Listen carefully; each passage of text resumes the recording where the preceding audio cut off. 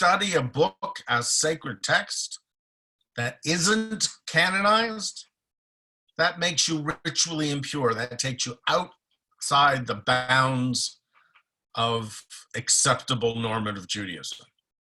Think about that for a minute.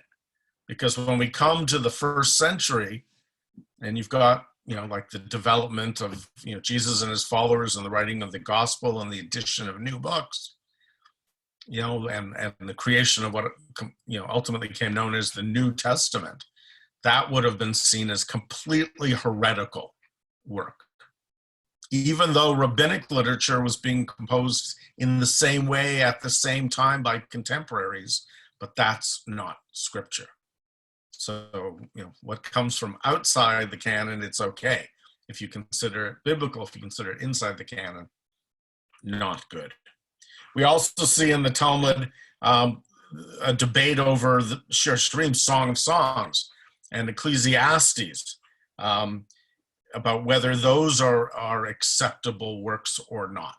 Song of Songs is, quite frankly, this, erotic work of biblical love poetry that, shows the parallel relationship of love between a man and a woman as a parallel between the relationship of love for God and the people of Israel. It's that level that made it into the canon. But even after it had been more or less accepted, there were people that were saying, no, this is just unacceptable. This is too raunchy. This is just not spiritually inspiring enough. And Ecclesiastes, Kohelet, from King Solomon. But, as wisdom literature, some people just thought it was, again, not religious enough. Made good sense on a day-to-day basis, but it wasn't religious enough. And then we see in Megillat Ta'anit, which is a midrashic work, a discussion about the days when fasting is prohibited. And in the context of that discussion, they mention the holiday of Purim and the book of Esther. And Esther, in the end, was probably, of the books that ultimately made it into the canon, Esther was probably the most controversial. Why? Well, first off, it doesn't mention the name of God at all. It's the only book in the Bible that doesn't mention God. It also takes place entirely outside of the land of Israel in Persia, so it's an exilic book. And the people in the stars of the story, Mordecai and Esther and stuff, are not leading particularly Jewish lives. They're completely assimilated. They got Persian names. They're, going in all these banquets that weren't necessarily kosher. It just, it's not setting a good example. But in the end, again, it made it in there. And so then you've got this scholarly idea that arose in the 19th century by a great scholar named Heinrich Gratz of the Wissenschaft der Judentum School in Germany, the scientific study of Judaism. And he concluded in 1871 that there had been a council in Yavne.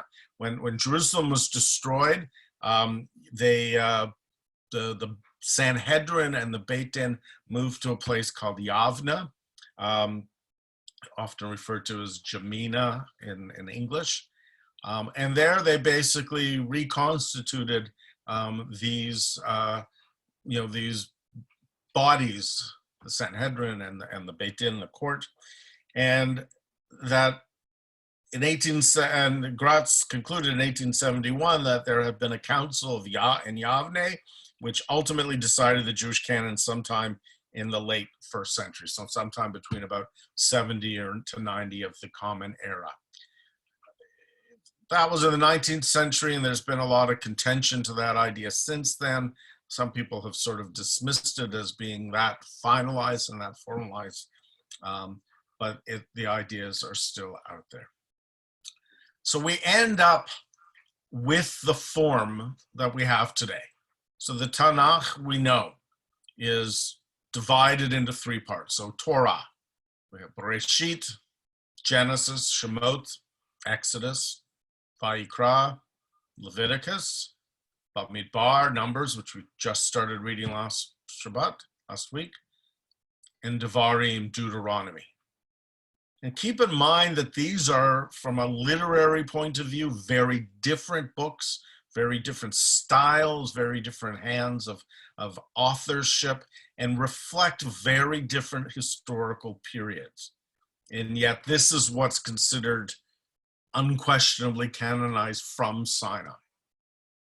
Later scholars, who were sort of dismissive of that notion of Torah Sinai, recognize that these were, works that were composed at different stages. We don't know when it was determined that these 5 books became fixed as the Torah. That obviously happened early on, but we have maintained that ever since. So Torah really just isn't challenged a whole lot, certainly from the perspective of Jewish tradition. But then we have NEVI'IM, the prophets. And we have a lot of prophets. And this is where the count, when we say there are 24 books in the Hebrew Bible, I mean, if we go back to Torah, we see there are 5 books. And in the different sections of the prophets of NEVI'IM, we have what's referred to as the NEVI'IM Rishonim. And these appear much more like historical books than prophetic books. Joshua, Judges, Samuel, and Kings. And we have lots of prophets in there, but there are more stories about the civil leaders and the kings of Israel. I mean, Joshua, the judges, the Shoftim, who were these paramilitary leaders. Samuel, who was the last of the Shoftim, the last of the judges, and the first of the classical prophets. He's the one that selected and coronated King Saul and then King David. And then in Malachim, we have all these stories of all the other generations of the Israelite monarchy. Actually, the stories of Saul and David and Solomon are in the books of Samuel. And then when the monarchy becomes divided after Solomon, we have the parallel histories of the northern kingdom of Israel and the southern kingdom of Judea, and their leaders, their kings are all in the books of Kings. But for every king, there is a prophet or a group, a school of prophets, and their stories are all told in these books as well.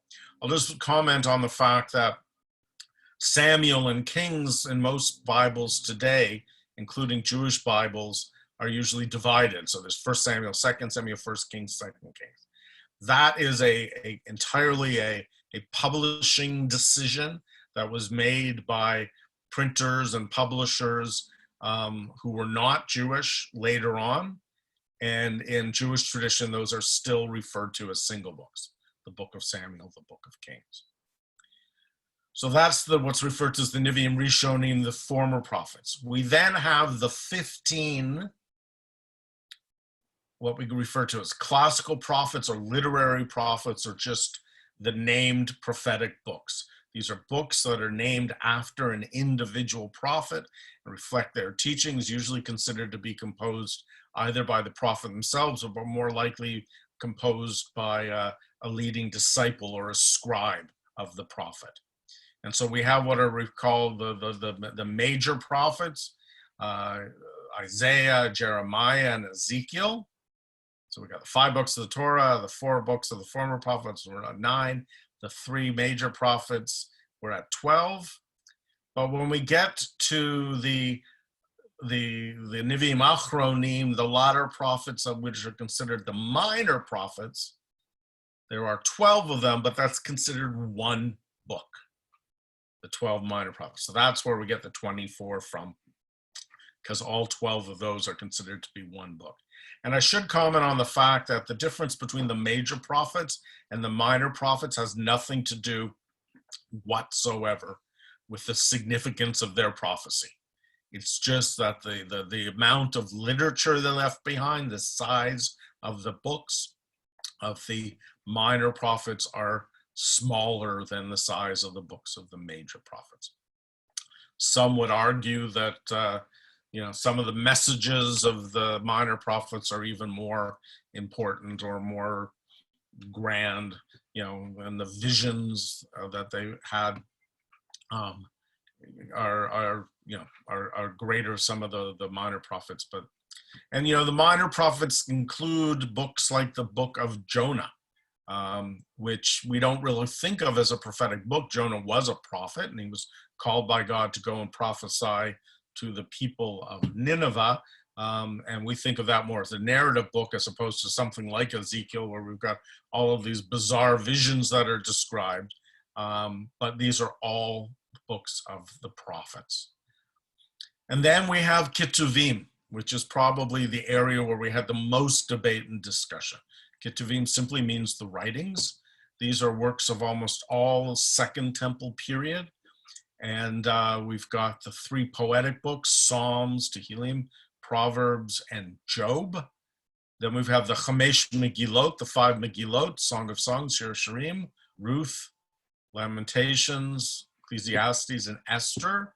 Why are they Megillot? Because Megillot means scroll. They are often maintained separately as a scroll, and they are each traditionally read or studied on one of the holidays or the festivals. So we have Shir HaShirim at Pesach, we have Ruth on Shavuot, which is coming up this week, Echa on Tisha B'Av, Kohelet on Sukkot, and Esther, of course, we all read on Purim. Those are the Megillot. And then we have 3 other books which can be viewed as historical or apocalyptic. And apocalyptic books are books that deal with end of days, the Olam Haba, the world to come, Messianism. That, from a Jewish point of view, fits into apocalyptics. So we have Daniel. We have the book of Ezra, which is usually, again, represented as 2 books, the book of Ezra and the book of Nehemiah. But traditionally, they're actually, and in most editions, they are printed separately as 2 different books, and yet traditionally, Ezra and Nehemiah are both considered to be part of one book, the book of Ezra. And that's going to become important a little bit later on. And then we have Divrei HaYamim, which is chronicles, or the words of the days, which is really just historical reporting of the period of the kings. So if you go back to Samuel and Kings in the prophets, Chronicles, Divrei HaYamim, almost parallels exactly what's in Samuel and what's in Kings. The only difference is that Divrei HaYamim, the Chronicles, are really the records, the reports that the king or the court kept themselves. So that's from the inside. Whereas Samuel and Kings is observations about what's going on from the outside, from the population. So many times they're talking about the exact same thing, but they're reflecting on it from completely different perspective. I always thought it would be interesting to do a course of study where we study both of them together. Never gotten around to it, but perhaps it's something to look at in the future. So these are the 24 books that made it into our canon. But the question so the Torah, as a complete 5 books, was viewed as canonical by the beginning of the Second Temple period, so 516 before the Common Era. Torah was fixed by then. NEVI'IM were finalized during the Persian era, which is reflected in the book of Esther, approximately around 323 before the Common Era. But still, while they were finalized, the issue of authorization and canonization remained somewhat fluid for another 500 years until the 2nd century or for another 120 years or so until the 2nd century. And even then, they didn't get fixed until Yavna in 100 of the Common Era, so another 300 years. The KETUVIM, we get a lot of interesting stuff here, because KETUVIM really became a reference, really became a collection of books which reflected the particular worldviews, and in many cases, competing worldviews of the different groups. Keep in mind that historically, during this 1st century, the time when all of this is going on, the Jewish world was in complete upheaval. You know, the Second Temple had been destroyed by the Romans. Jerusalem had been destroyed. The priesthood came to an end. Sacrificial worship, as reflected in the entire book of Leviticus, came to an end. Jews became exiled. Judaism had to reinvent itself entirely from the ground up.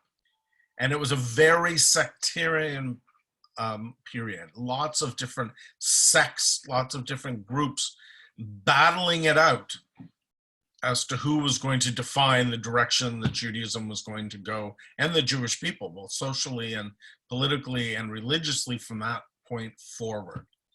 And so this is, when we see a lot of change happening here. Eventually, the Pharisees won out, and Rabbinic Judaism is an extension of Pharisaic Judaism. But you had the Sadducees who were still trying to hold on to power, and you had the Essenes, and you had the Samaritans, and you had the Karaites, and then you had all of these regional little sects that developed around charismatic teachers and leaders. And all of these groups had different points of view in their approach to scriptures. So, for example, in this slide, the last point, the Samaritans, they only believed that the Chumash, the Torah, the 5 books were authoritative. And not only did they only believe in the 5 books being authoritative, they were very much literalists, whereas the Pharisees and the early rabbis were promoting an interpretive tradition. And so we see that the ancient Jews, these different sects, were all promoting their own the books that reflected their worldview in terms of being included into the canon. So the Jews at Qumran, this is the sect, the Essenes, who were the ones who were responsible for the Dead Sea Scrolls. They considered that the book of Enoch was a grandson of Noah, and the stories about him, which are very apocalyptic. And the book of Jubilees, they believed that they were authoritative and that they should have been, and they considered them in the Bible. They considered them canonized. But they were both very deterministic, which was reflective of the view of the Essenes, of the group at Qumran. And they also promoted following a solar calendar, which these books promoted as well. And at that time, the Jewish calendar was maintained entirely as a lunar calendar. The biggest Jewish community in the world at that time was in Alexandria in Egypt, and they were a Greek-speaking community. And like I said, the synagogues that developed in Alexandria, the libraries were the biggest in the world. And that they crafted a canon. They wanted the books included of Ben Sirach and 4 books of Maccabees. In the end, none of the books of Maccabees made it in. But 1st and 2nd Maccabees are probably the most influential. 3rd and 4th are really just footnotes, and yet in the Jews of Alexandria wanted all 4 books of Maccabees in. And then, of course, like I said, you had all of these small individual sects, and it was the followers of Jesus, this group in Nazareth, that wanted to supplement the what had become established as sort of the Greek canon of Jewish books with works of their own that eventually developed into the New Testament.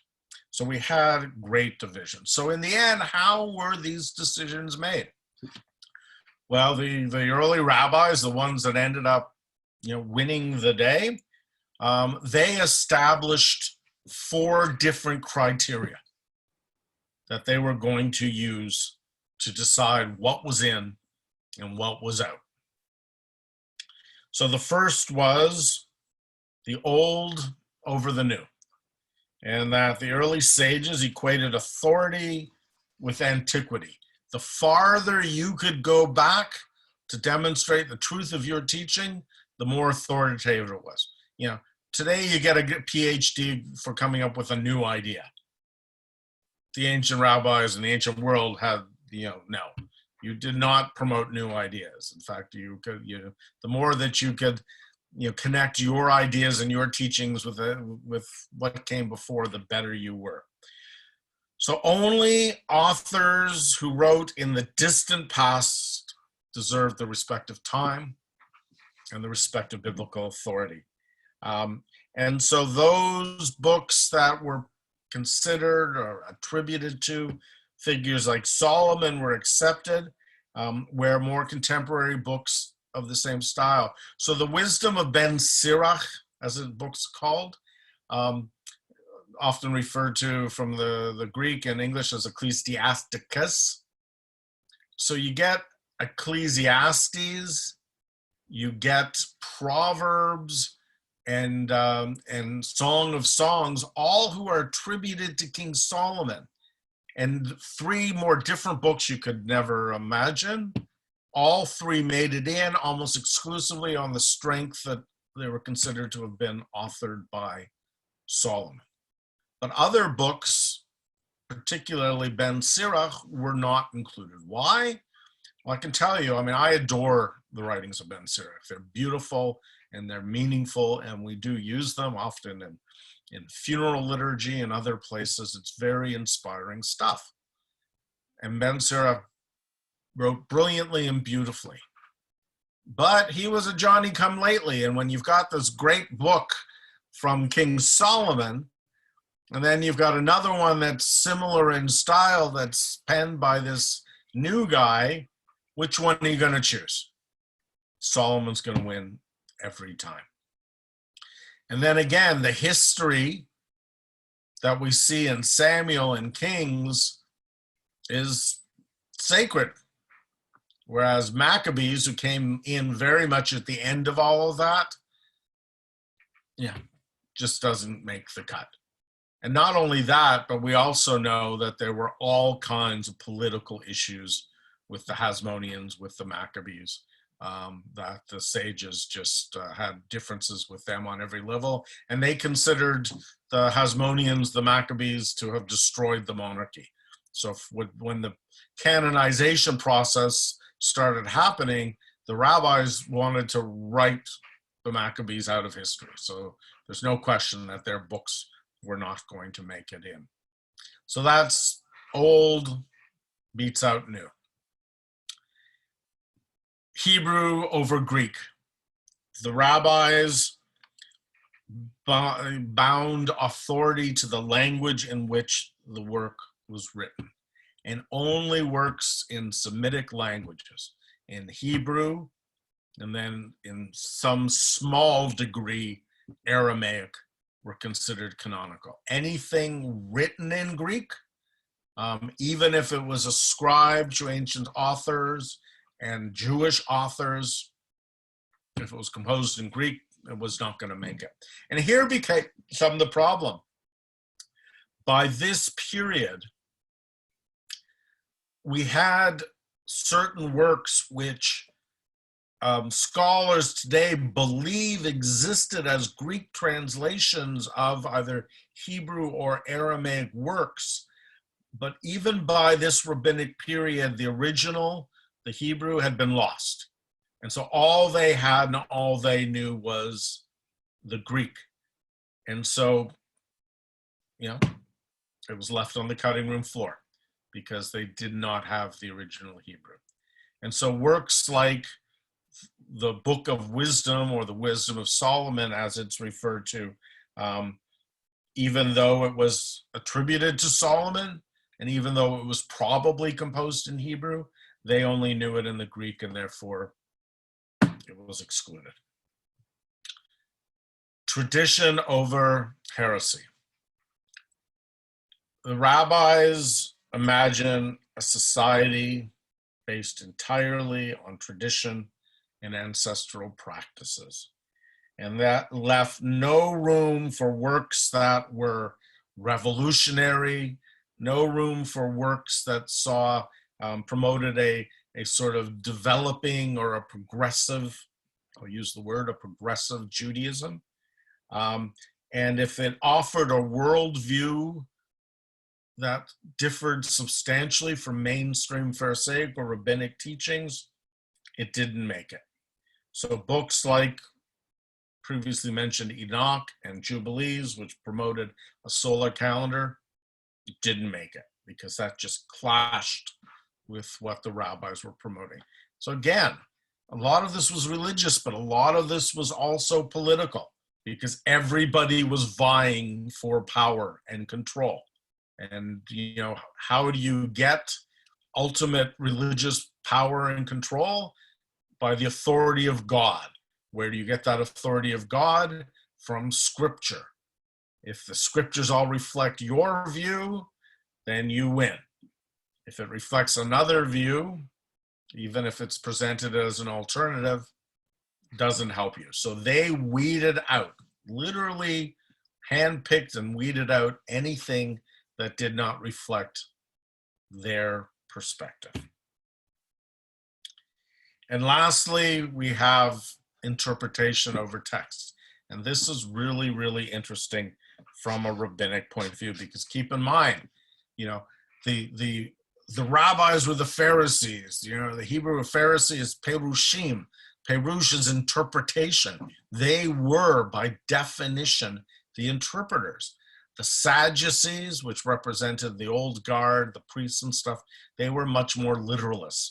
The Samaritans and the Karaites, which we've talked about already, took exclusively a literal understanding of texts, particularly of Torah.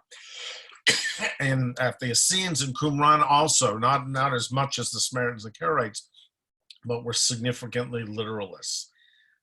All of those literalist trends in Judaism vanished, and we are entirely based in an interpretive tradition now. So anything that was based in that literal understanding did not make it. And even, interestingly enough, books that had been routinely accepted, by the time they got to Yavna and by the time they got to the period of the Mishnah, some of those books were up for reconsideration. So a book like Ecclesiastes, composed by Solomon, and rarely questioned as part of the biblical canon, all of a sudden was up for debate, because they found, the rabbis found that some of its words appeared contradictorily. And the same thing happened with some of the prophets, particularly with Ezekiel, because his work is so much based in these bizarre visions. It's hard to, it's impossible to read literally, and yet there still seems to be some contradictions. And so the rabbis struggled with that, and the books that got ultimately validated were only the ones where they could work out those apparent contradictions before they were given the final okay. So those, to be honest, it's much more than 24 books, but they're categorized as 24 books. Those are the ones that ultimately made it into the canon, and we have inherited 2,000 years later. That's the Bible. So what about the books that didn't make it? And those books are often referred to as the Apocrypha, sometimes as the Pseudepigrapha. And the Oxford English Dictionary describes Apocrypha as works usually written of unknown authorship or of doubtful origin. That's the OED definition. Biblical Apocrypha are something, sort of takes that essential idea, but extends it, because the case is that, the doubtful origin part sticks, but in most cases they knew exactly who wrote these books. So biblical Apocrypha are a set of texts of Jewish authorship. So these are books composed by Jews. Often the period of compensation is completely contemporary with the books of NEVI'IM and KETUVIM that did make it into the Bible. And most of these books were included in the Septuagint, which was the original Greek translation of the Hebrew Bible, and then later translated mid-3rd century in the Latin Vulgate, 4th century, the Latin translation. And in the Vulgate, most of it was done directly from the Hebrew, some of it was done from the Greek. But so these books were considered by these translators, the Greek and Latin translators, to be biblical books, but were not accepted in the Hebrew Bible. So these books are not in our Bible. But in the Christian world, there's all kinds of differences of opinion. So every Christian denomination has their own views about the Apocrypha. Catholic tradition considers most of these books to be canonical. So from a Catholic point of view, they are included in the Catholic Old Testament. Protestants considered them to be apocryphal, but still include them. So if you get a Protestant Bible, if you get a Catholic Bible, there's going to be two sections. There's going to be the Old Testament, and these books are going to be in the Old Testament section, and then there's going to be the New Testament. If you get a Protestant Bible, there's going to be three sections. There's going to be the Old Testament, which more or less reflects our Hebrew Bible, although the order of the books is somewhat different. You've got the New Testament, and then sandwiched in between, there's going to be a section which is referred to as the Apocrypha, and that's where you find these books. So, I mean, I've got an Oxford Study Bible, which is Protestant, and that's what I've always used to study the Apocrypha.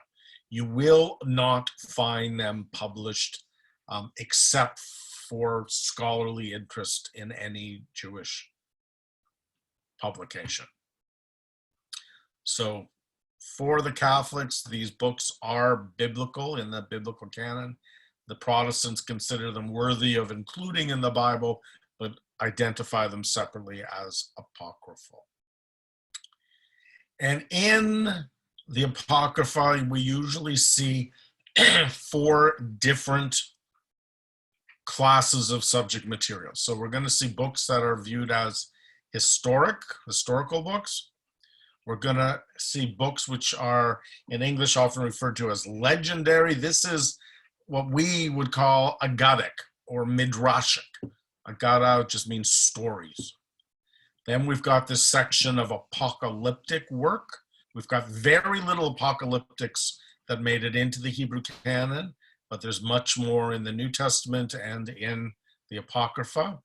And then what we have called didactic, which is the sort of teaching books similar to Proverbs or Ecclesiastes, lots of pithy sayings and very concise teachings. So let's break this down and look at what these books are and where they came from. So we really see books that are what scholars refer to as Palestinian Jewish literature, books that were composed in the land of Palestine by Jews, usually composed either in Hebrew or Aramaic. So we've got in the historic books, this is where we find First Esdras, which is the sort of Greek translation of Ezra. So we have effectively 2 books, or 1, but 2, in the Hebrew Bible, Ezra and Nehemiah. And in the Christian tradition, you've got Ezra and Nehemiah, usually presented as 2 different books. And then you have 4 other books of Ezra that show up in the Apocrypha. So you end up with 6 different Ezras. What's Ezra and Nehemiah about? In the Hebrew Bible, we know it's basically about the return of the exiles from Babylon and the rebuilding of Jerusalem, the rebuilding of the temple. But in Esdras, in the apocryphal Ezras, it becomes not only an extension of that historically, but then we get into apocalyptic forms as well. And that we also find the first book of Maccabees, which is probably the one apocryphal book that we are most familiar with, because that's where we get the whole story about the Maccabees and the Assyrian capturing of the temple, and the Maccabees, the Hasmoneans launching this rebellion, and the recapture and the rededication, the Chanukat Habayit of the temple. and that becomes the foundation of our celebration of Hanukkah. And this is where we get, I mean, no, this is not where we get. This is where we get the whole historical story. This does not mention, you know, the oil burning for 8 days or anything like that. This is just a historical representation, but it, at the end of it, it includes a letter that was sent out to the Jews who were living outside of the land of Israel, telling them the story and encouraging them to celebrate this commemoration of those events, which became Hanukkah. So the book, which is the foundation of a holiday that we continue to celebrate, but it did not make it in. And again, why? Because the rabbis who were making these decisions hated the Hasmoneans, just did not want them around. Then we get the Aggadic or the legendary books, and these are the books of Baruch, the book of Judith. Baruch was a guy by the name of Baruch ben Nariah. He was a disciple and a friend and the scribe of the prophet Jeremiah. So he is basically credited with composing as the scribe, the book of Jeremiah. But in the book in his own name, it goes on to talk about the experiences of the people in exile. Why did that not make it? Well, because it's basically an exilic book.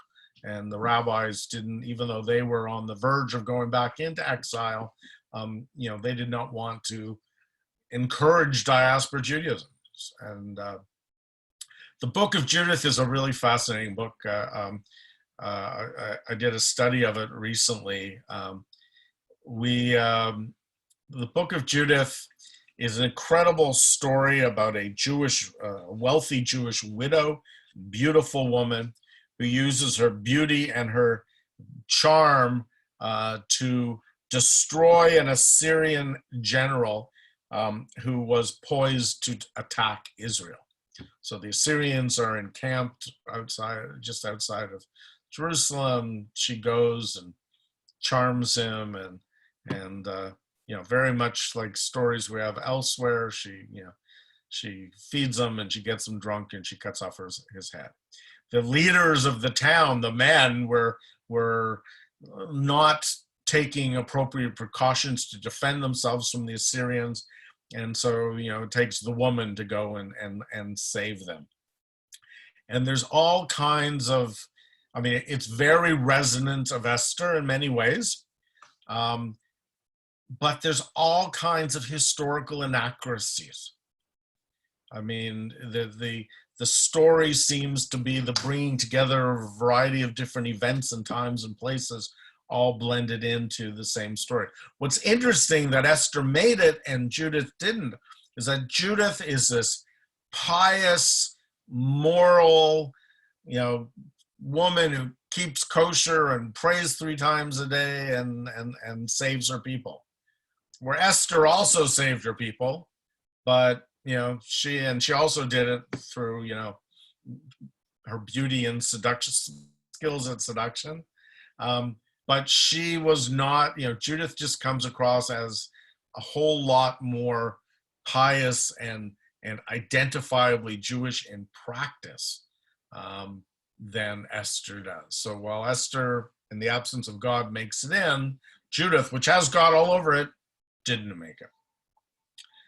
In the apocalyptic books, we've got second Esther, which is actually 4th after Ezra and Nehemiah, and then in the Apocrypha, 1st Esther, which is really 3rd Ezra, and then 2nd Ezra, which is 4th Ezra. But here we start getting into the visions and the end of days and messianic stuff. And then we have the didactic books. Ben Sirach, who I've already mentioned a number of times, Ecclesiasticus. In fact, the full name of his book, I love this, it's the book of the all virtuous wisdom of Yeshua ben Sirach. And it is a book of ethical teachings presented as in proverb form, which was written by the Jewish scribe and poet Ben Sirach of Jerusalem.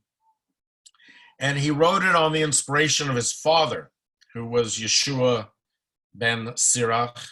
And of course, Yeshua, Joshua, Yeshua, Hellenized to Jesus. And there's a great embrace because there's confusion and through some of the early Christian scholars as to who this Yeshua ben Sirach was, and some identified him as Jesus, which is probably ultimately what sunk the book more than anything else. Although, as we said, Solomon's works, which are very similar, made it in. The Book of Tobit is again an interesting work, a very elaborate work, and Tobit was amongst those works that were discovered in fragment form amongst the Dead Sea Scrolls, and lots of fragments. And basically, Tobit is the story of a pious Israelite from the tribe of Naphtali who was living in Nineveh. So Nineveh is the capital of Assyria. He's living in Nineveh, and after the king had deported, the 10 tribes of Israel that got conquered by the Assyrians and got exiled, he was amongst that population. Again, the book is known in 2 different Greek versions, probably was written in Hebrew or Aramaic, but they only knew the Greek versions. And there's a lot of death and caring for the dead. There's a lot of, Tobit gets himself in trouble because he refuses to worship at the pagan worship sites. And then he meets a woman named Sarah, who's also very pious, and they fall in love. And there's all kinds of stuff. But again, there is the representation of Jewish practices and Jewish life in Tobit, which were not in keeping with the rabbinic or the halachic approach that was being developed. And I'll give you one small example. When Tobit and Sarah get married, there is a ketubah, which is described in the text. And the ketubah, as it's described and the way that it's negotiated and executed, was not in keeping with rabbinic practice. So the book might have been axed simply because the rabbis didn't like the ketubah as described in the book.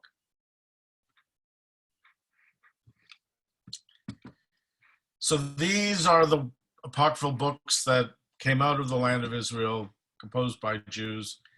But then we have the Hellenistic Jewish literature. These are works that were very clearly composed in Greek under Hellenistic. And we have here, interestingly, a series of works, the historical and legendary works, a series of works which were addendas or additions to other books that already existed. So we have additions to the book of Daniel, additions to the book of Esther. We have an epistle or a letter of Jeremiah. We have the second book of Maccabees, which is an epistle, which is a letter, that letter that was sent out to the diaspora. And then you've got a prayer, the prayer of Menashe. So I'm not going to go into details. You can find scholarly edition, but it's interesting to look at these works because, we're familiar with Esther. Most of us are probably not that familiar with Daniel, but Daniel's a fascinating book. We're familiar with the story of the Maccabees. But these were works not of the original authorship, but were then appended. Why would somebody do that? Because you have a political or a religious perspective which you want to layer onto the original. So you just write another chapter, another book, and you present it as if it is of the original. So all of this stuff, just, forget it. And then we've already talked about the Book of Wisdom or the Wisdom of Solomon, which was another book that was attributed to Solomon and fits very much within the other books of wisdom literature that were purported to have been composed by Solomon, but because it was only known in its Greek form, never stood a chance. So these are the books that did not make it. And there were others as well. These are the ones that are usually contained in what's referred to as the Apocrypha. There's also what's referred to as the pseudepigrapha or the pseudepigraphic books, which are usually other smaller works that at some point or currency like Enoch or Jubilees were under consideration, but never, they continued and are known historically, particularly from the Dead Sea Scrolls, but they not only didn't make it into the canon of the Hebrew Bible, but they also didn't formally make it into the Apocrypha. So these are really books of very little influence, but we know historically that they existed. So why is all of this important? Well, to create a canon is ultimately to craft a community identity. I mean, who are we as Jews without the Tanakh? Without our Bible, without our scriptures, and this is what we've inherited, whether it was handed down, from generation to generation from Sinai, like Pirkei Avot says, or whether we just know that over the last 2,000 years in various forms, these are the books that form our identity, particularly as Pharisaic or rabbinic Jews. And these are the books that define who we are today, going back for 2,000 years. In that period, particularly in the 1st and 2nd century, where you had so much division and so much debate around interpretive versus literalists, and is this book in and that book isn't, it really led to all kinds of division. If you're following a different scripture, then religiously you don't have a whole lot to talk about in common. Whereas by the time those 24 books got canonized, we still debate and discuss, because we have inherited that interpretive perspective towards our scriptures, but at least that Bible is fixed. We're not debating or discussing anymore which books are authentic and which ones aren't, which ones should be in and which ones aren't. We're just taking that now and we're debating and discussing how do we make it relevant, how do we apply it to our own lives. But the one thing that we share, across the Jewish world, whether it's from, the most secular liberal Jews all the way to the most Haredi, right-wing, ultra-Orthodox, even, whether we believe in God or the importance of the Bible itself, but at least we all recognize that this is the fixed collection of books that we are, even if you don't like them, even if you don't accept them, you at least recognize them. That's where you have to start the discussion. And that just makes a shared faith and a shared identity that much easier. So I'm going to leave it there. Thank you all very much. It's an awful lot to accept and assimilate in a short period of time. I am happy to open it up if I can. I don't know if the cantor's still there, but I'm going to unmute everybody. Can I do that? And any questions, any comments? I'm here, Rabbi. I've got you covered. Thank you, Cantor. Well, there is a tradition, as you've taught many times, to link a statement today back through tradition to, well, Yep. as far as you can go. That is the same idea, informing our preference for ancient over modern.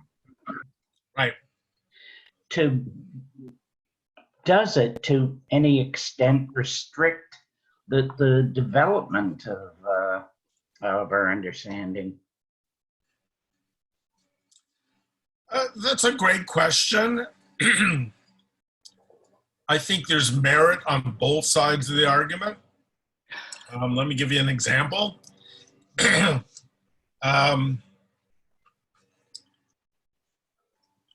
think that, there is wisdom. I'm going to use that word, wisdom, that gets validated over time. I'll give you a specific example. When I happen to think around death and mourning practices, funeral practices, that we do to this day. Sorry. Follow the traditions established biblically and rabbinically. And there's incredible wisdom there. And, and in modern times, in psychology and stuff, where somebody like, Elizabeth Kubler-Ross comes along and writes her book about, death and dying, she's presenting it packaged as psychology, but she's really not saying anything that the rabbis didn't promote and pass down to us for 2,000 years. And so when I look at that kind of moral, ethical, spiritual wisdom, or even the wisdom that we can use to guide our civic life and our personal legalistic practices, I'm impressed with the consistency of that over thousands of years. And I'm proud to represent that and perpetuate its teachings. Science, which is often, it's like, science versus religion sort of thing, even though I don't believe, in my mind, they're just two different languages that are talking about the same stuff. Sorry, I've got my neighbor cutting the lawn.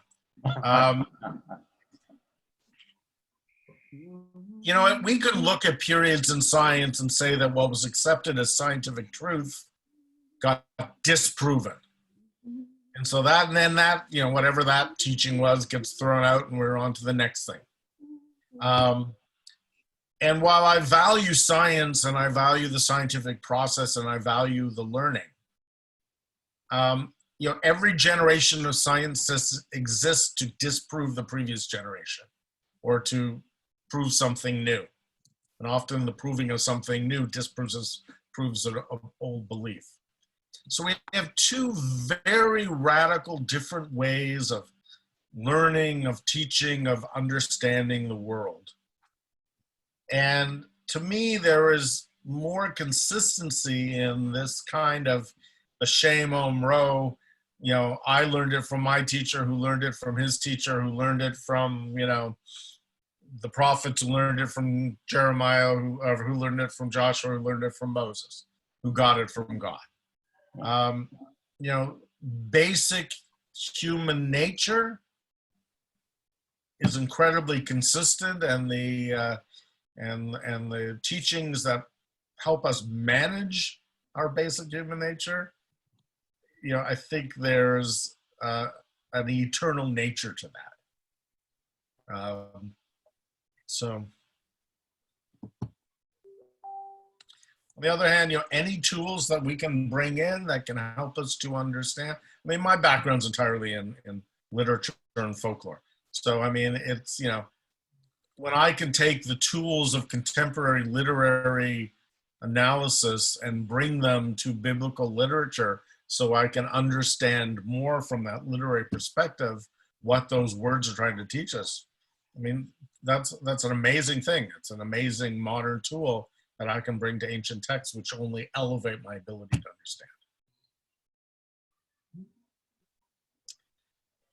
understand. My son, the lab rat, would be horrified that I just bashed science, but anybody else? So I know you're all going to run out immediately and read all the Apocrypha. If you have any questions, I'm happy to.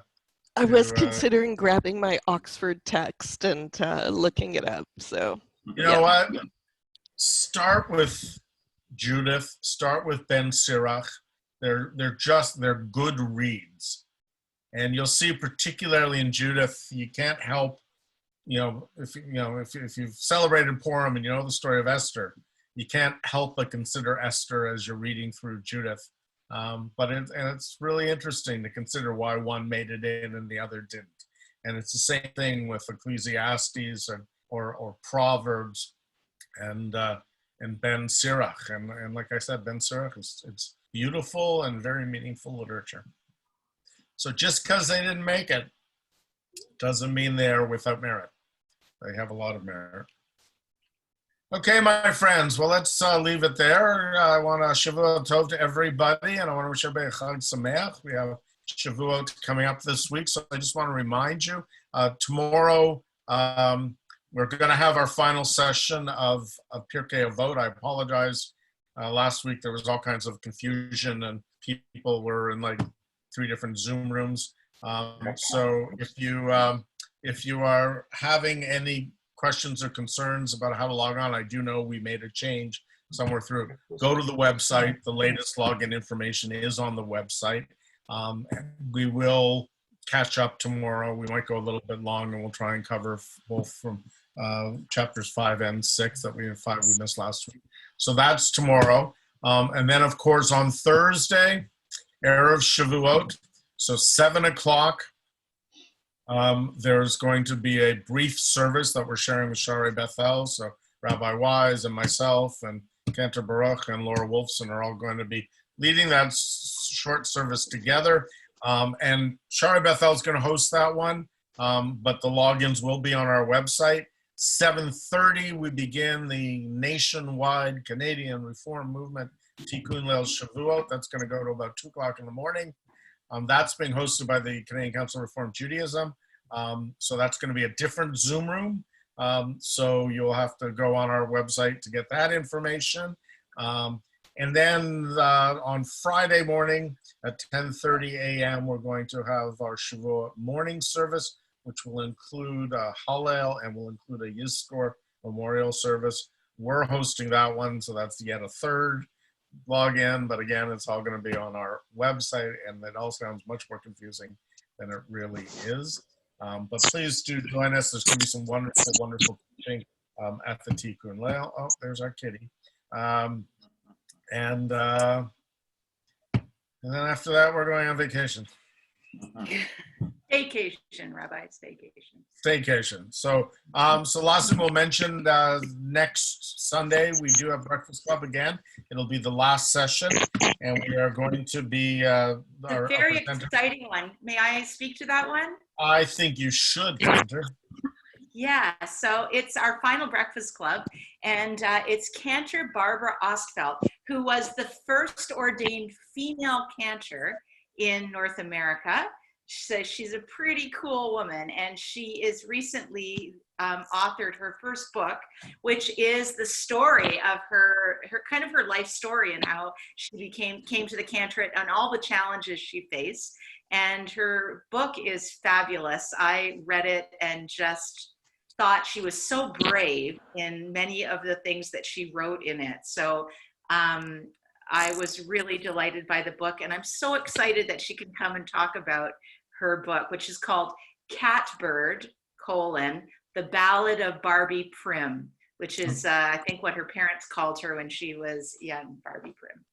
Yeah. So I hope you to us from Buffalo, but where she lives with her husband, but this presents presentations for us. And we are very much looking forward. Some of you may have remembered her when Cantor Moses was with us. And when she started with us and she had her installation, Cantor Ostfeld came from Buffalo. She was a teacher of Cantor Moses's, and she initiated Cantor Moses's installation service. I mean, that was like 9 years ago now, but some of you may remember that. Anyways, so we're looking forward to having her with us. All right, again, have a wonderful week. Chag Sameach in anticipation of Shavuot, and thank you, Rabbi. We'll see you all soon. See you soon. Bye. Bye, Whiskey. Good day.